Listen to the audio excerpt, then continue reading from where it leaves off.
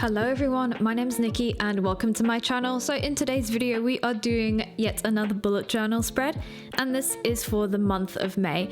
I'm very excited to bring this to you guys, and as you guys voted for on last month's bullet journal spread, you guys voted for a spring flowers and a nature theme, so I was of course inspired by that. I'd been building up my ideas for quite a while, and here it finally is. I had a lot of fun creating this, and of course I was just inspired by pieces of nature, little flowers and plants around me. I am a huge plant person, so this was something that I really did enjoy to create. So I decided to go for a very simplistic introduction page. I didn't want to add too much emphasis on this, so I did a little half wreath with the word May stamped in the center, and then I moved straight on to the other pages. I felt that this was very reminiscent of one of the previous bullet journal spreads that I did quite a while ago, back in the day when I was just getting into bullet journaling. I think it was a January spread where I did a lot of different trees, tree trunks. It was probably one of my favorite ones, and I really like how that turned out. So I tried to replicate a lot of the techniques that I used there when I was drawing the trees in here.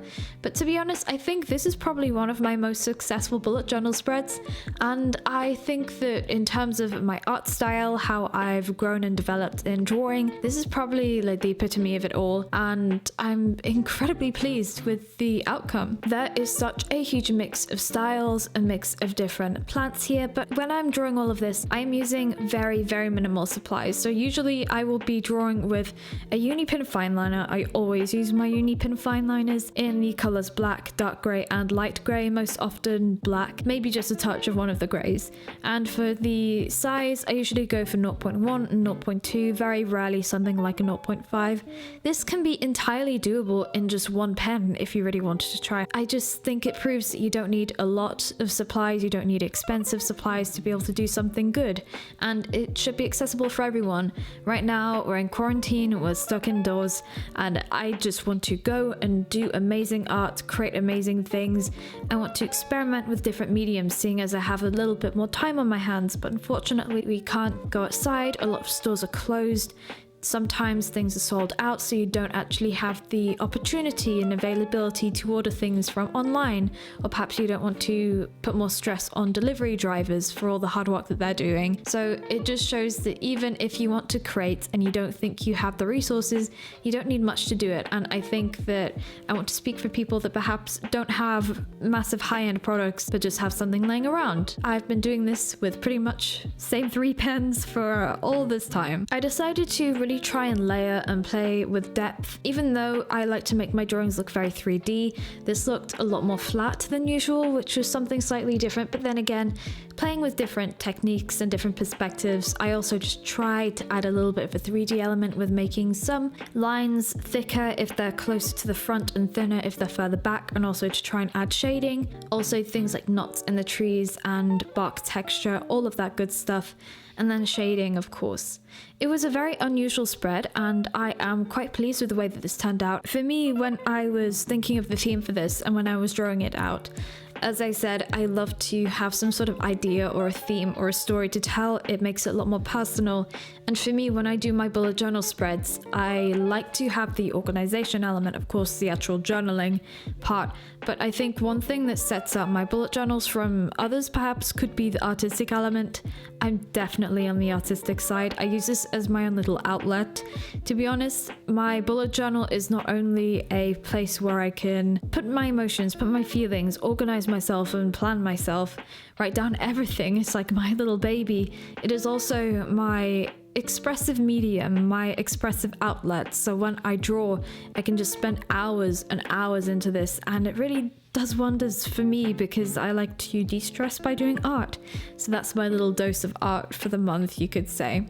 For the mood tracker, I went with this leaf. It's almost a leaf. It's basically a piece of wheat. I tried to model it after, with a girl holding it in her hand. And the idea is, even though there are of course more than 31 of these little pieces on it, the idea is I'll color them in depending on my mood, lighter, happier, darker, less happy, and then I have my water tracker, but instead of doing it as really blocky like I usually do, it's just like one straight grid, I decided to do it as a 2-line thing so I can just draw on a water droplet or something like that when I drink a cup of water. And that's something that I used to do. I think it was in one of my March bullet journals last year. It was in my space themed one, and I would draw a star for each of the cups of water that I had. And I think that looks so nice. I think when you have it in a grid shape, it just gets really easy to fill in. It's convenient, it's straightforward, nothing to it, but that is just quite artistic. It's quite aesthetically pleasing to me. And of course, I'm marking out the good, okay, and bad mood things. I think I might change up the colors that I used because I accidentally used one of my Tombow brush pens that was a bit too dark for the okay, and I want it to be lighter, so I'm just thinking which I could use or what I could use. I don't want it to be too dark. And of course, since we're in quarantine, I don't really have to consider expenses that much. Don't have to consider too much for school, college, all that stuff. So I condensed my college page into one instead of having homework and then revision. It's basically this one long tracker, and I will write down the subject, the due date, what the work is, and have a place to tick it, because to be honest, we get set all of our work online and it's just a big list of things to do rather than actually having different pieces of homework to hand in and all this stuff. It can all be done in bulk and sort of organized or categorized in the same manner. Same thing with revision as well, so I decided to all put it into one page. It made it so much more simplistic.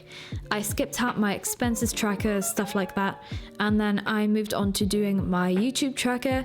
So it's the same format as usual, even though of course I am still putting work into college, education, all of that stuff, looking after myself and things at home.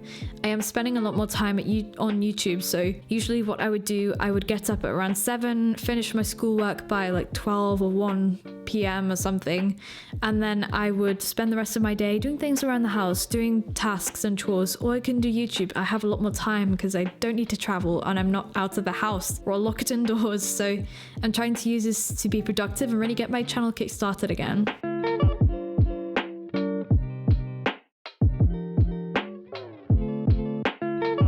Moving on, we then have my happy space, because this has been something very special to me. In the previous spread, I think it was a previous spread or the one before, it was my quarantine spread, and I went for a page where it was like things to do in quarantine, different things I should try out, different movies I should watch, all of that good stuff. It worked very well. Happy space, I'm going to write down all the things that make me happy, all the things that make me smile, good vibes, positive vibes only. And that should hopefully keep me in a good mental space too, because while we all need to keep ourselves organized and on top of things, we've got to keep in mind that even locked at home might not sound like too much of a bad thing. Even though for some, staying at home may not be inherently a bad thing. I know for me, I like to walk a lot, I like to exercise, I like to get my fresh air and have space for myself while also interacting with other people. I would consider myself, I don't know if I'm introverted or extroverted anymore. A lot of things have changed recently, but still, that change in routine and schedule, the whole change of lifestyle can sometimes hit you a bit hard. Sometimes being cooped up at home too much will, of course, get too much.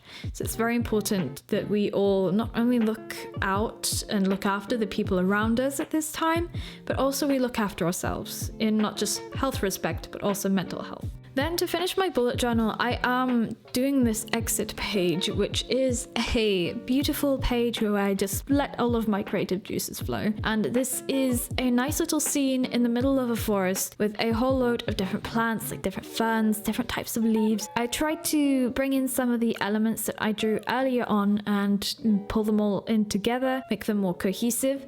And you can see in the background, there is a little bridge over some water and then a village in the background with some hills. I tried to make this look like a little scene peeking in the nature, looking out into the world, and I think this whole spread really gave me vibes and the feel of nature regaining itself, regaining its footing, and slowly sort of immersing itself, getting back into the groove of life and things. So you can see a fox in the middle of a page, and that is just an animal. Don't really draw a lot of these. I drew one fox back in the day, but I think maybe I could do an animal inspired theme sometime. Maybe something to do with flowers and animals. I think that would be quite interesting because I don't tend to draw a lot of creatures. I've been trying to do humans and a bit of figures, things like hands and such in my spreads. I'm best with drawing bones. Humans with skin, nah, bones are my thing. I think with my quarantine spread, having this spread about nature and life regaining its footing and getting back out there, nature healing and coming out, I think it's very special and complimentary. It shows a story of healing, and I really like that. I'm trying to make sure that all of the spreads that I'm putting out there have some sort of meaning and message now. And of course, I always say it's down to your interpretation, but that's something that I decided to put into here. And I really like being able to convey some sort of emotion or some sort of idea into my work and actually have something behind it. It makes it special to me and something makes it even better to enjoy. Of course, I can't forget that you guys can vote for the theme you'd like to see in my next month bullet journal spread. You can do that by voting on the cards in this video. There is a poll. All you need to do is tap or click on the little eye in the top right hand corner of the video, and then you guys can vote for what you'd like to see next month. I'm really intrigued in what kind of themes you guys would like to see from me soon enough. And I am also really intrigued for those of you that have watched some of my videos, preferably the bullet journal videos, so you guys have got an idea of the things that I've drawn in the past. What have been your favorite spreads of mine, your favorite themes? Or do you guys have any themes you'd be really interested in me tackling and doing and approaching? Because if you do, I would love if you could write them down in the comments down below. We can share our ideas and our thoughts.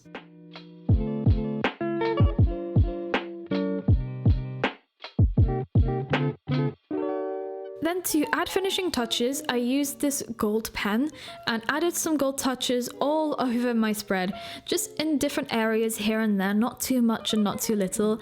And I think this added a really nice extra shine, so when you flip through the pages, it just has this little bit of sparkle. Again, I always do these monochromatic spreads, and it was very nice to have another element of something in there to just add that depth and dimension and just something extra special to it. So I added it on a lot of leaves and branches just to make them stand out more. And then also I decided to add it to the eyes of the fox here. So when you actually look at the fox, you can see that golden glow and it looks very nice. And that's it for the bullet journal. So now for the flip through, we have the introduction to the month of May page to welcome in this brand new month and say hello. Then we have the next page, which has a calendar, my goals and my tasks to do, because I love to set myself goals to complete every single month. Then we have my mood tracker and my water tracker, so I can track how I'm feeling throughout the month on which days and how much water I'm drinking each month, trying to get those 8 cups a day. Then we have my college tracker for my subjects, the work that's due, all the details, and my YouTube planner and tracker so I can keep on track of all my work on YouTube. Then we have my happy space so I can keep myself happy and remember all the things that I've loved this month, and a nice little exit page with a beautiful forest scene. I use my Lemon journal, a Tombow brush pen, Unipin fine liners, a gold pen, and letter stamps. Thank you all so much for watching. I hope you enjoyed, and if you did, please give the video a like. Don't forget to subscribe, and you can press the bell to receive notifications when I post videos. So I will see you guys then, and I hope you have a great week. Bye!